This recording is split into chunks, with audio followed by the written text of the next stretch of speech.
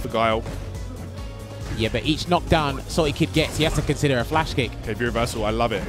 Gets him out of trouble. 1 sec. Emergent gameplay, because obviously you need to, in a single player space, interact with beings. So are you planning to capitalize in the future on deep learning technologies to sort of make those entities even smarter and more organic, I suppose? I would love to hire someone who can help us do that. It's very, very advanced and complex stuff, but yeah, I can see that in the future, absolutely. AI fascinates me, and I think we could make good use of that. I really do. I wouldn't say that we rely on the AI actors being clever exactly, though. They should act in a way that is amusing and entertaining to the player more than anything.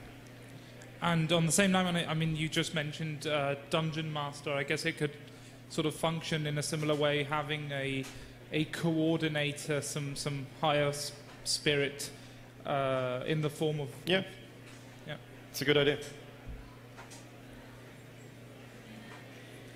Thank you for the very interesting talk, and also Thanks. the many hilarious hours I had with CK2. To the question, when you brought these societies in, what was it, Monks and Mystics, I think? Yeah. I would say that's more part of this branching path, scripted sort of storytelling that we have there. Do you think that was a successful addition to the soup, or is it more of a separate thing? Are you referring to the societies themselves or to the associated events? Mostly to the events. Right. More is more, basically. If you do them the right way and they don't become repetitive or spammy, right, because that's a big no-no. That's a big disadvantage with having these written narratives as well, is that they get repetitive. You've seen them before, right? So, and we've passed that line in CK2 a long time ago. There's too much spam, right, going on. So I guess an answer could be we've gone a bit overboard, right? I would like to tone it down a bit and rely more on the actual simulation. So. I agree. Really enjoyed the first Lucifer's run, and then never again. Yeah, well, ideally. Thank you. Thanks. Thank you for the talk. It's related to the previous question on AI. I just wonder, in general, what kind of the technology advances are you looking forward that can better the way that your the emergent narrative works? I mean, of course, better computing power means more characters. But apart from that, what kind of technological advance that you're looking forward to? Right now, I think we're more prioritizing the player experience. Do you really, as a player, understand why an AI declared war on you, always, in CK2? Do you know the underlying reasoning for that? Those are things that are easier. It's lower hanging fruit, right? So right now, I'm looking more at those kind of things. Thank you. I have a question about time management in creating the AI agents. How much time do you spend on making them efficient and making the decisions quick enough compared to making them do complex and interesting decisions? All right, so that's more of an optimization question, I guess? Yeah, and optimization compared to both good decisions and to making them quick enough to function in a game. Right. Well, we've come a huge way since we released CK2. I mean, it was a much, much slower game back then. Now we can probably handle a lot more characters. Also, computer power has gone up since then, obviously. But we don't spend that much time optimizing the AI as such. That's not usually what's costing CPU, basically. Originally, when I designed Jade Dragon, I wanted to actually add China, though, and you know, the territory. And one of the considerations, I admit, was the number of characters. It would slow down the game, and I basically made a policy decision that we should never release a patch that was slower than the previous one. But that's not the main reason. The main reason was that it was simply too hard to come up with this bureaucratic, meritocratic system of governance that China had and do that justice. Cool. More questions? Okay, hello first. You've said repeatedly that CK2 was a game changer at Paradox Development Studios. It was a surprise for you to see how much successful it was, and it has changed a lot of things in the way you develop your games, the way you add content to it. And it shows in the ways it was developed for CK2 specifically, but you can tell nowadays with Stellaris or with Hearts of Iron that you have a roadmap. You know where you're going. You're starting from a particular base and then you build on it from the start. When the time will come to develop CK3, so in 2025, what would be, you think, your base? Yeah, this is one of the questions I get the most, really. And it's difficult to answer. Ideally, I would, of course, like to take CK2 and everything in it and just build on that, right? It has many issues, though. To do that would mean that we would have to keep a lot of ugly, hackish code and weird exceptions to the rules and all kinds of stuff that I want to get rid of, really. So I think we would go some sort of middle route. We would cut out a lot of the less successful features, and we would make the game more accessible and more streamlined. And then we would start over from there. But it would definitely be a game that contained more stuff than CK2 did on release. Right.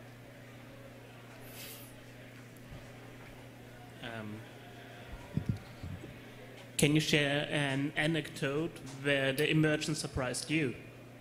The emergence surprised me. Well, it surprises me all the time. And I think one of the people who asked the question here earlier said it's fun to look at what the AI characters have been up to, right? The fact that you can look at the title history and see how people got a title and so on means that you can sort of track people from a widely distant culture getting the throne in Ireland, like some Indian. How did he end up there? Why is there a carling alive in 1500 somewhere in Spain? It's like those kind of things. Just looking at that after the fact, right? For me, that happens all the time, and I love doing that as well. So it's not just about playing and experiencing it. You can sort of track back and see what has been going on in the world. The whole world is living, and that's something I'd like to see. I actually talked to some people at Ubisoft about this recently. You know, I'd love to see that in their games. How awesome would that be, right? That the people in this world, in Far Cry or whatever, are actually fighting each other for real, right? Not just for show for the player and so on. That's not exactly one example, but it's, yeah. Do we have any final questions for Henrik? All right. Cool. Thanks very guys. much.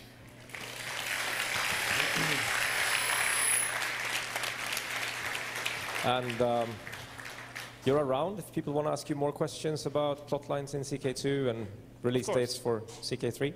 Yeah, of course. And I'll spill all the beans, right? No, today I'm pretty busy with interviews and stuff. Tomorrow I should have more free time. And of course I'll be here at the party tonight as well. Cool. Thanks a lot.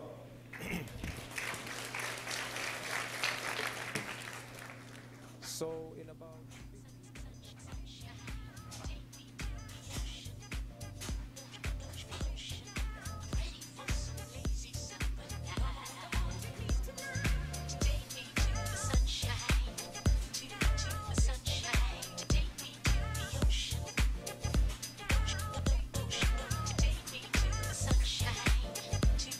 Sunshine.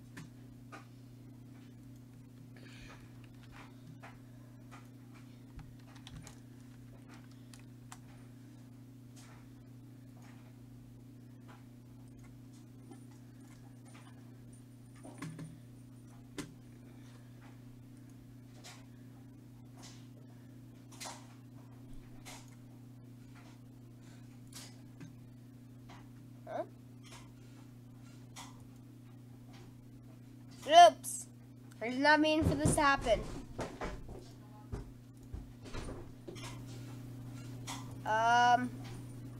Oops.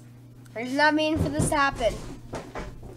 Comments, I'm gonna exit this video, but if you watch it, just come to this link. I did not mean for this to happen. And I'll have it set up in a minute. Comments,